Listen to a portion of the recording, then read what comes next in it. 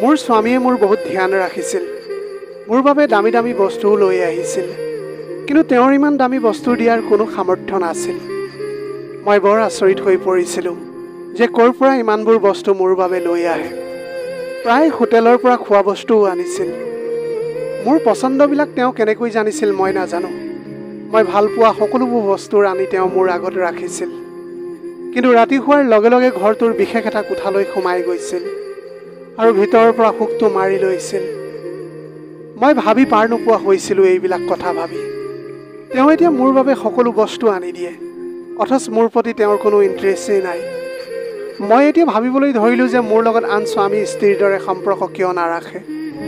সেইকাৰণে এদিন মই মনে মনে সেই বিশেষ ৰুমটোত লুকাই আছিলোঁ। যেতিয়া তেওঁ ৰুমটোলৈ সোমাই আহিছিল, তেওঁৰ কাণ্ড কাৰখানা দেখি মই মোৰ কাণ দুখন হাতেৰে খেঁচি ধৰিছিলোঁ। মোৰ নাম নমিতা।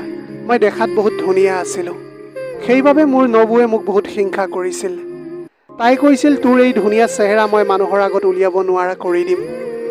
মই কান্দি কান্দি মনতে ভাবি আছিলোঁ, মইনো তোমাৰ কি অনিষ্ট কৰিছোঁ বৌ। বৰ্তমান মোৰ মা জীয়াই আছিল, কিন্তু মই সৰু হৈ থাকোঁতেই দেউতা ঢুকাল। লাহে লাহে বৌৰ অত্যাচাৰবিলাক এতিয়া বাঢ়িবলৈ ধৰিছিল। দাদাও এতিয়া বৌৱে কোৱা কথা মতেই চলিছিল। বৌৰ অত্যাচাৰ সহিব নোৱাৰি মাও এদিন প্ৰেছাৰ ষ্ট্ৰক হৈ ঢুকাই গ'ল। মা থকালৈকে ভালকৈয়ে আছিলোঁ। বৌৱে যেতিয়া অত্যাচাৰ কৰিছিল তেতিয়া মোৰ হৈ মায়ে মাত মাতিছিল, কিন্তু মা নোহোৱাৰ পৰা বৌ আৰু দাদাই মোক একেবাৰে দেখিব নোৱাৰা হ'ল। এদিন দাদাই মোৰ ৰুমলৈ বুলি আহিল। মই ভাবিছিলোঁ দাদাইও মা নোহোৱাৰ অভাৱ অনুভৱ কৰিছে চাগে। মই এতিয়া ভাবি আছিলোঁ যে মই কান্দি আছোঁ নেকি, চাবলৈ আহিছে চাগে। কিন্তু মই ভবাৰ সম্পূৰ্ণ বিপৰীত দাদাই মোক ক'বলৈ ধৰিলে, অহা দেওবাৰে তোৰ বিয়া। মই আচৰিত হৈ অবাক লাগি তাৰ মুখলৈ চালোঁ আৰু তাক সুধিলোঁ, কি কৈছা তুমি? সি তেতিয়া কৈছিল যে মই দৰা ঘৰৰ লগত সকলো কথা পাতি ফাইনেল কৰি দিছোঁ। মোৰ শৰীৰত এতিয়া শক্তি নোহোৱাৰ দৰে লাগিছিল। মই দৰানো ক'ৰ কি কথা একো সুধিবলৈ নোৱাৰিলোঁ। ইফালে আকৌ মা ঢুকাই যোৱাৰ মাত্ৰ এমাহ হৈছিলহে। মাক হেৰুৱাৰ দুখ মই এতিয়া পাহৰিবই পৰা নাছিলোঁ। আগৰ দৰে প্ৰতিবাদ কৰি কথা ক'বলৈও এতিয়া মোৰ সাহস নোহোৱা হৈ গৈছিল। কাৰণটো হ'ল, বৌৱে যিয়েই কয় দাদাই সেয়াই শুনে। এতিয়া যে প্ৰতিবাদ কৰি একো লাভ নাই সেইটো মই ভালকৈয়ে জানিছিলোঁ। সি লগতে ক'লে যে ঘৰৰ পৰা বিশেষ বস্তু দিবলৈ একো নাই, কাৰণ মা দেউতাই এগালমান টকা পইচা মোৰ বাবে এৰি থৈ যোৱা নাই। তেনেই সৰুকৈ নিয়ম মাত্ৰ বিয়াখনহে দিয়া হ'ব। মই এতিয়া একো নকলোঁ। মনতে ভাবিলোঁ যে জমৰ যাতনা খাই জীয়াই আছোঁ, কি জানিবা বিয়াৰ পিছত ভাল দিন এটা আহেই। এইদৰেই বিয়াৰ দিনটোলৈকে অপেক্ষা কৰি আছিলোঁ। অৱশেষত অপেক্ষা কৰি থকা দিনটো আহি পৰিল। কিন্তু হোমৰ গুৰিত দৰাটো দেখি মই বৰ আচৰিত হ'লোঁ। কি ধৰণৰ মানুহৰ লগত মোৰ যে বিয়াখন ঠিক কৰি দিলে বুলি।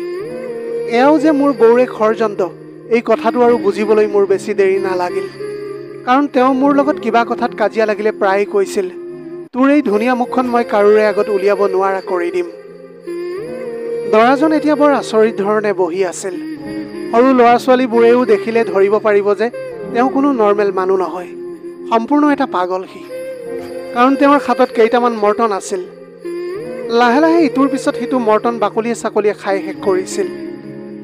কাপোৰকেইটা নতুনেই পিন্ধিছিল, যদিও ইমানেই লেতেৰা কৰিছিল যে একদম সৰু ল'ৰাই যেনেকৈ বালিৰ বোকাৰ খেল খেলি কাপোৰবিলাক লেতেৰা কৰে, এতিয়া এনেকুৱাই আছিল মোৰ দৰাটো। এতিয়া সকলোৱে গম পাইছিল যে মোক এটা পাগলৰ লগত বিয়া দিছে বুলি। ওচৰ চুবুৰীয়াই ক'বলৈ ধৰিলে যে মাক বাপেক নোহোৱা ছোৱালীজনীকনো ককাইক বৌয়েকে ইমান অত্যাচাৰ কৰিব লাগেনে। তেওঁলোকৰ কথাবিলাক শুনি মই আকৌ দৰাটোৰ ফালে চালোঁ, কিন্তু সেইটো সময়ত বিয়া সম্পূৰ্ণ হৈ বিদায় সময় আহি পৰিছিল। মই এতিয়া কান্দিবও নোৱাৰা হৈ পৰিছিলোঁ। মোৰ লগত এইবোৰ কি হৈ আছে ভাবি থাকোঁতেই কেতিয়ানো দৰা ঘৰ আহি পালোহি গমেই নাপালোঁ। এবাৰলৈ মোৰ দাদা আৰু বৌৱে নাভাবিলে যে বিয়াৰ পিছত মই কি খাম, কেনেকৈ থাকিম এই পাগলটোৰ লগত। এবাৰ ভাবিছিলোঁ যে ঘৰলৈকে গুচি যাওঁ নেকি, মই পাগলটোৰ লগত কেনেকৈ থাকিম। কিন্তু বৌৰ সেই কালি গোসাঁইনীৰ ৰূপটো দেখিলে আকৌ মোৰ যাবলৈ মন নাযায়। সেয়েহে এতিয়া যি হয় হ'ব সেই বুলি মই মানি ল'বলৈ বাধ্য হৈ পৰিছিলোঁ। কাৰণ মই কেতিয়াও কাৰোৰে অন্যায় কৰা নাছিলোঁ। ভগৱানেও মোক বিপদত নেপেলাই এইদৰে নিজকে সান্তনা দিলোঁ মই। ঘৰটোত 4টা কোঠা আছিল। এটা ধুনীয়া আটমটোকাৰী ঘৰ। যদিও তেওঁ পাগল আছিল, ঘৰটো পৰিষ্কাৰ কৰিয়েই ৰাখিছিল। এটা ৰুমত অলপ ভগা চিগা বস্তু আৰু পুতলা কেইটামান পৰি আছিল। লাহে লাহে সন্ধিয়া ভাগি ৰাতি নামি আহিছিল। তেতিয়া তেওঁৰ ককায়েকজন মোৰ ৰুমলৈ বুলি সোমাই আহিল। মই অলপ ভয় খাইছিলোঁ। তেখেতে ক'লে যে বোৱাৰী ভয়ে কৰিব নালাগে, মই তোমাক কথা এটা কওঁ বুলিহে আহিলোঁ। সি ইয়াত অকলেই থাকে, মই মোৰ পত্নী আৰু ল'ৰা ছোৱালী কেইটাৰ সৈতে সেই ঘৰটোত থাকোঁ। আগতে আমি ইয়াক চোৱা চিতা কৰিছিলোঁ, এতিয়া তাৰ সকলো দায়িত্ব তোমাৰ ওপৰতে আহি পৰিছে। মোৰ পত্নীয়ে বাৰে বাৰে ইয়ালৈ আহি থকাটো একেবাৰে ভাল নাপায়। গতিকে কিবা অসুবিধা হ'লে এই ফটোখনতে মোৰ নাম্বাৰটো আছে, তুমি মোক ফোন কৰি জনাবা। এতিয়া পাগল হ'লেও ইয়েই তোমাৰ জীৱন, তাৰ তুমি ধ্যান ৰাখিবা। মই বৰ ভয় খাইছিলোঁ মোৰ জীৱনটো এতিয়া কি হ'ব বুলি। তেতিয়া তেখেতে লগতে এইটোও ক'লে যে সকলো ঠিক হৈ যাব, তুমি চিন্তা নকৰিবা। মই তেতিয়া লক্ষ্য কৰিছিলোঁ মোৰ স্বামীয়ে পুতলা এটা লৈ ৰুম এটাত বহি আছিল। সেইবাবে মই গৈ বেলেগ এটা ৰুমত শুই গ'লোঁ। আজি ৰাতিটো মোৰ খুব সুন্দৰ টোপনি আহিছিল আৰু ৰাতিপুৱা যেতিয়া সাৰ পালোঁ তেতিয়া দেখিছিলোঁ যে প্ৰায় 6 বাজিছিল। মোৰ মূৰৰ শিতানৰ চকীখনত মোৰ স্বামী বহি আছিল। মই এতিয়া তেওঁক দেখি ভয় খাইছিলোঁ। যেতিয়া কাষত থকা টেবুলখনত চকু পৰিল বৰ আচৰিত হ'লোঁ। টেবুলখনত চাহ, ৰুটি, বিস্কুট আদিৰে ভৰি আছিল। মই তেতিয়া ভাবিছিলোঁ যে তেওঁৰ ককাইকে লৈ আহিছে চাগে। এতিয়া ইফালে সিফালে চকু ফুৰাই চালোঁ, ক'তো তেওঁক দেখা নাপালোঁ। হোটেলৰ পৰা কিনি অনাৰ দৰে পেকিং দেখি বুজিলোঁ যে এয়া বাহিৰৰ খাদ্য। তেওঁ ক'লে, খাই লোৱা, এয়াই মোক প্ৰথম মাতিছে মোৰ স্বামীয়ে। এইদৰে কৈ তেওঁ নিজেই খাবলৈ ধৰিছিল। মই বৰ আচৰিত হ'লোঁ। পাগল যদিও ইমান জানেনে বাহিৰৰ পৰা খাদ্য কিনি আনিব লাগে বুলি? তেতিয়াহ'লে ই কেনেকৈ পাগল হ'ল? মই এইদৰে ভাবি থাকোঁতেই সি চিঞৰি চিঞৰি গান এটা গাবলৈ ধৰিলে। মোক আকৌ ভাবিবলৈ বাধ্য কৰালে যে সি পাগল বুলি। ময়ো খাই ল'লোঁ আৰু ঘৰখন চাফা কৰাত লাগি গৈছিলোঁ। ঘৰখনত প্ৰয়োজনীয় সকলো বস্তুৰ যোগাৰ আছিল। মই দুপৰীয়া আহাৰ বনাই দিলোঁ। হয়তো ককাইকেই সকলো বস্তু এইদৰে আনি যোগাৰ কৰি দিছে। মই এতিয়া ভাবি আছিলোঁ যে নাজানো কিদৰে এই ঘৰখন চলিব। এনেকৈ ভাত বনাই থাকোঁতেই মোৰ স্বামী ঘৰৰ পৰা ওলাই গ'ল। মই এতিয়া বৰ ভয় খাইছিলোঁ, কিজানি ক'ত গৈ কি হৈ গৈ। ঘৰৰ ৰাস্তা পাহৰি যাব বুলি মই বহুত ভয় খাইছিলোঁ। মই এতিয়া ভয় খাই ককাইকক ফোন কৰিছিলোঁ আৰু মোৰ স্বামীজন ঘৰৰ পৰা ওলাই যোৱা কথাটো তেওঁক মই ক'লোঁ। তেতিয়া দাদাই ক'লে যে সি মাজে মাজে যায় তেনেকৈ, চিন্তা কৰিবলগীয়া একো কথা নাই। ৰাতি আকৌ ঘূৰি আহে, যদি ৰাতি ঘূৰি নাহে মোক খবৰ দিবা। মই ক'লোঁ ঠিক আছে। তেনেকৈ তেওঁ ৰাতি আকৌ ঘূৰি আহিছিল ঘৰলৈ। সেইটো সময়ত মই লক্ষ্য কৰিছিলোঁ তেওঁৰ হাতত এটা টোপোলা আছিল। টোপোলাটো আনি মোৰ হাতত গুজি দিলে। খুলি চাই দেখোঁ যে তাত কেইপামান ফুল আছিল। তেওঁ ক'লে যে এয়া তোমালৈ আনিছোঁ। মই এতিয়া সেইবিলাক দেখি আচৰিত হৈ পৰিছিলোঁ আৰু মই মনতে ভাবিলোঁ যে ইনো কেনেকুৱা পাগল, মোৰ বাবে যে ফুল আনিব লাগে সেইটো কথাও বুজি পায়। মই এতিয়া তেওঁক খাবলৈ দিছিলোঁ। ধুনীয়াকৈ খোৱা বোৱা কৰিল তেওঁ। খাই শেষ হোৱাৰ লগে লগে তেওঁ সেই বিশেষ কোঠাটোলৈ গুচি গ'ল। অলপ পিছত মই গৈ চাওঁ দুৱাৰৰ ভিতৰৰ পৰা বন্ধ কৰি থোৱা আছিল। এনেকৈয়ে ভালদৰে দিনবিলাক পাৰ হ'বলৈ ধৰিছিল। মই যিদৰে ভাবি ভয় খাই আছিলোঁ সকলো তাৰ ওলোটা হ'বলৈ ধৰিলে। তেওঁ যেতিয়াই ওলাই যায় কিবা নহয় কিবা এটা মোলৈ সদায় লৈ আহে। মই এতিয়া বুজি পোৱা নাছিলোঁ যে তেওঁ ইমান পইচা ক'ত পায়। এতিয়া ঘৰৰ ৰেচন পাতিবিলাক কমি আহিবলৈ ধৰিছিল। তেনেতে এদিন তেওঁৰ ককাইক আহি 20,000 টকা মোৰ হাতত গুজি দিলেহি। মই তেতিয়া সুধিলোঁ যে এইখন ঘৰ কি আপুনিয়েই চলাই নেকি? দাদাই ক'লে, নাই তেনেকুৱা কথা নহয়, আচলতে আমাৰ 2 ভাই ককাইৰ নামত কেইখনমান দোকান আছে। এতিয়া আমি তাৰ ভাড়া মাহেকত পাওঁ। আধা মই লওঁ আৰু আধা তেওঁক দিওঁ। এতিয়াৰ পৰা মই টকাখিনি তোমাৰ হাতত দিম। মই ঘৰৰ প্ৰয়োজনীয় সকলো বস্তু কিনিলোঁ। এদিন হঠাতে মোৰ দাদা আৰু বৌ আহি ওলাইছিলহি। পাগললৈ বিয়া দি এতিয়া মোৰনো কেনেকুৱা অৱস্থা হৈছে সেইটো তেওঁ চাবলৈ আহিছিল। কিন্তু যেতিয়া মোক আহি দেখিছিলহি তেওঁলোক বৰ আচৰিত হৈ পৰিছিল, কাৰণ মই সেইটো সময়ত এযোৰ ধুনীয়া কাপোৰ পিন্ধি আছিলোঁ আৰু তেওঁলোকক মই বিধে বিধে খাবলৈও দিছিলোঁ। বৌৱে উচপিচাই আছিল। অৱশেষত ৰৈ থাকিব নোৱাৰি সুধিয়েই পেলালে, এইবোৰ ইমান ধুনীয়া ধুনীয়া খোৱা বস্তু আৰু তোৰ কাপোৰ কানি কোনে আনে? মই ক'লোঁ, মোৰ স্বামীয়ে। তেতিয়া বৌৱে ক'লে যে এই পাগলটোৱে ভালদৰে নিজৰ হাত মুখকেইটাকে ধুব নোৱাৰে আৰু সিটোলৈ বস্তু আনি দিব। মই তেতিয়া ক'লোঁ যে কোনে ক'লে আপোনালোকক যে সি নিজৰ হাত মুখ ধুবলৈ নাজানে বুলি? তেনেতে মোৰ স্বামীয়ে হাতত এটা টোপোলা লৈ ক'ৰবাৰ পৰা আহি আছিল। মোৰ হাতত সেই টোপোলাটো গুজি দি সি ভিতৰলৈ বুলি সোমাই গ'ল। মই এতিয়া বৌহঁতৰ সন্মুখতে টোপোলাটো খুলিছিলোঁ। তাত মোৰ বাবে এখন চাদৰ আছিল আৰু লগতে কেইটামান আপেল আনিছিল। এইবিলাক দেখি এতিয়া মোৰ দাদা আৰু বৌৰ মাত নোহোৱা হৈ পৰিছিল। কাৰণটো হ'ল তেওঁলোকে যিটো ভাবিছিল তাৰ সম্পূৰ্ণ ওলোটাটো তেওঁলোকে এতিয়া দেখা পাইছিল। দাদাই লাজ পাই লাহেকৈ ক'লে, লৰালৰিকৈ মই তোৰ বিয়াখন পাতি এটা ডাঙৰ ভুল সিদ্ধান্ত লৈ পেলাইছিলোঁ, এতিয়া তই মোক মাফ কৰি দে। মই তেতিয়া ক'লোঁ যে একো ভুল সিদ্ধান্ত লোৱা নাছিলা তুমি দাদা। বৌৰ যেন এতিয়া ছাতি ফুটি লাগি আছিল মোৰ সুখ দেখি। তেওঁ এতিয়া বহাৰ পৰা ঘপকৈ উঠি ক'লে, আমি যাওঁ দে এতিয়া। মোৰ স্বামীয়ে মোৰ লগত কোনো কথাতে কথা নাপাতে, মোৰ সকলো বস্তুৰ অভাৱ পূৰণ কৰে, কিন্তু ৰাতি হোৱাৰ লগে লগে সেই বিশেষ ৰুমটোলৈ গুচি যায় আৰু ভিতৰৰ পৰা লক কৰি লয়। মই এতিয়া এইবিলাক দেখি বহুত অশান্তি পাইছিলোঁ। এইটো কথা মোৰ সুধিবলৈ মন গৈছিল যে কি আছে তাত, কিয় যায় তেওঁ তালৈ। মোৰ এজন ডাক্তৰ বন্ধু আছিল, তেওঁক লগ ধৰিও মই সুধিছিলোঁ মানুহজন কিয় এইদৰে থাকে। তেতিয়া বন্ধুজনে ক'লে যে মৰম কৰি আপডাল কৰিলে এনেকুৱা পেচেণ্ট সোনকালেই ভাল হয়। লাহে লাহে মই এতিয়া বুজি উঠিলোঁ যে সেই কোঠাটোত নিশ্চয় কিবা এটা এনেকুৱা বস্তু আছে যাৰ বাবে সেই ৰুমটোলৈ তেওঁ সদায় যায়। এনেকৈ এদিন মই মনে মনে তেওঁ অহাৰ আগতেই সেই ৰুমটোত লুকাই আছিলোঁ। যেতিয়া তেওঁ ঘৰলৈ আহিল কেওফালে মোক বিচাৰি ফুৰিছিল।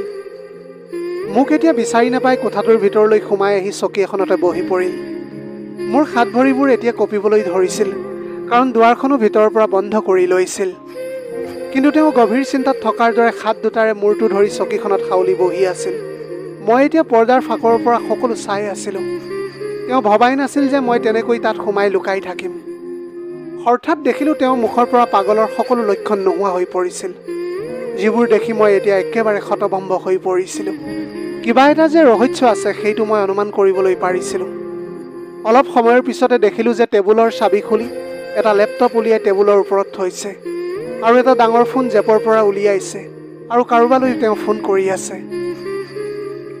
অলপ দেৰিৰ পাছত দেখিলোঁ যে তেওঁ টেবুলৰ চাবি খুলি এটা লেপটপ উলিয়াই টেবুলৰ ওপৰত থৈছে আৰু জেপৰ পৰা এটা ডাঙৰ মোবাইল ফোন উলিয়াই কাৰোবাৰ লগত ফোন কৰিছে। মই তেতিয়া শুনা পাইছিলোঁ তেওঁ কৈছে 3 লাখ টকাৰ বস্তু অৰ্ডাৰ ল'বলৈ। মই সকলো সপোন যেন লাগিছিল এতিয়া এইবিলাক দেখি। গোটেই পৃথিৱী মানুহৰ আগত পাগলৰ ভাও জুৰি থকা মোৰ স্বামী আচলতে পাগল নহয়, তেওঁ ইয়াত বহি ব্যৱসায় চলাই থাকে। এবাৰ ভাবিছিলোঁ মুখৰ আগত ওলাই দিওঁগৈ দেখি, কিন্তু আকৌ ভাবিলোঁ এতিয়ানো আৰু কি কৰে এবাৰ চাই লওঁ। অলপ সময়ৰ পাছতে জেপৰ পৰা এসোপামান পইচা উলিয়াই টেবুলৰ ওপৰত থলে আৰু আকৌ ফোনটো বেলেগ কাৰোবাৰ লগত কথা পাতিবলৈ ধৰিলে। তেওঁ হয়তো এইবাৰ ককায়েকৰ লগত কথা পাতিছিল। লগতে কৈছে যে দাদা, মই নমিতাক সকলো কথা কৈ দিওঁ নেকি? তাই যিহেতু মোৰ পত্নী, গতিকে তাই কথাটো জনাটো খুবেই দৰকাৰ।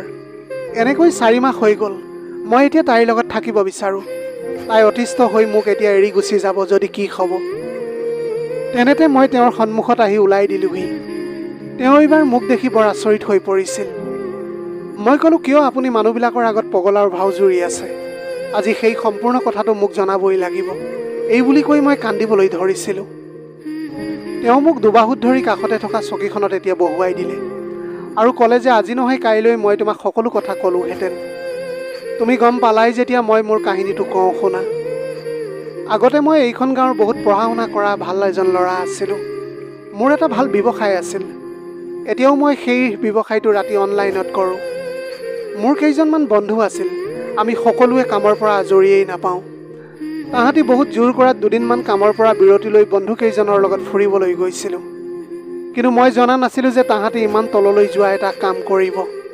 কিহৰ পৰা কাজিয়াৰ সৃষ্টি হৈছিল মই গমেই পোৱা নাছিলোঁ, কাৰণ মই সেইটো সময়ত গা ধুবলৈ গৈছিলোঁ। কাজিয়াই সীমা চেৰাই গৈছিল আৰু তাৰে এজন বন্ধুৰ মৃত্যু হৈছিল আৰু সিহঁতি গোটেইকেইটাই মই মাৰ্ডাৰ কৰা বুলি মোক ফচাই তাৰ পৰা সিহঁতি পলাই গুচি গৈছিল। এতিয়া এই সকলোবিলাক হোৱাৰ পাছত পুলিচে মোক ধৰি লৈ গৈছিল। মই এতিয়া উপায় নাপাই পাগলৰ ভেকচিন ধৰিবলৈ ধৰিলোঁ, নহ'লে গোটেই জীৱন জেলতে কটাবলগীয়া হ'লহেঁতেন। পাগল বুলি ভাবি মোক মুক্তি দিলে আৰু এতিয়া সেই মাৰ্ডাৰ হোৱা মানুহঘৰ ইয়াৰ পৰা যাবগৈ বুলি শুনিছোঁ। সকলো ঘৰ মাটি বিক্ৰী কৰি দিছে ইতিমধ্যে। সোনকালেই মই এটা সুস্থ জীৱন যাপন কৰিব পাৰিম তোমাৰ লগত। এনেকৈ মই যেতিয়াই বাহিৰলৈ ওলাই গৈছিলোঁ, সদায় তোমালৈ কিবা নহয় কিবা বুলি বস্তু মই লৈ আহিছিলোঁ। তুমি যাতে পৰিস্থিতিৰ লগত হাৰ মানি মোক এৰি নোযোৱা, সেইবাবে মই সদায় তোমালৈ কিবা এটা লৈ আনিছিলোঁ, যাতে তুমি সদায় সুখী হৈ থাকা। তেওঁ তেতিয়া কৈছিল যে মই তোমাক বহুত ভাল পাওঁ। এই কথাটো শুনি মোৰ চকুৰ পৰা চকুলো বৈ আহিছিল। তেওঁ মোৰ চকু পানী মচি দি ক'লে, মাথো এমাহমানৰ কথা, এইদৰে নাটক কৰিব লাগিব, তাৰ পাছত আমি সুখেৰে জীৱন নিৰ্বাহ কৰিবলৈ পাৰিম। এতিয়া এনেকৈ সম্পূৰ্ণ ঠিক হৈ গ'ল। ভবাৰ দৰে মোৰ জীৱনটো এতিয়া খুব সুন্দৰ সুখেৰে পৰিপূৰ্ণ। আমি এতিয়া তাৰ পৰা বহু দূৰলৈ আঁতৰি আহিছিলোঁ। ইয়াত আমাক এতিয়া কোনেও দেখা নাপায়। মোৰ স্বামীৰো ব্যৱসায় এতিয়া বহুত ধুনীয়াকৈ চলি আছে। প্ৰিয় দৰ্শক, দুখৰ পিছত সুখ সদায় জীৱনলৈ আহে। মাথো সেই সময়খিনিত ধৈৰ্য আৰু ভাবি চিন্তি সঠিক পথেৰে অগ্ৰসৰ হ'ব লাগে আমি। আজিৰ ভিডিঅ'টি কেনেকুৱা লাগিলে জনাব। যদি ভাল লাগিল তেনেহ'লে লগৰ বন্ধু বান্ধৱীসকলৰ মাজত শ্বেয়াৰ কৰিবলৈ নাপাহৰিব। আপোনালোকৰ গোটেই জীৱনটো হাঁহিৰে উপচি পৰক। পাৰিলে দুখীয়াজনক অলপ সহায় কৰিবলৈ চেষ্টা কৰিব। আপোনালোকৰ অকণমান সঁহাৰিয়ে যদি কোনোবা এজন দুখীয়াৰ জীৱনটো সলনি কৰিবলৈ পাৰে, তাতকৈ পুণ্যৰ কাম আৰু এই পৃথিৱীত একোৱেই হ'ব নোৱাৰে। Have a nice day.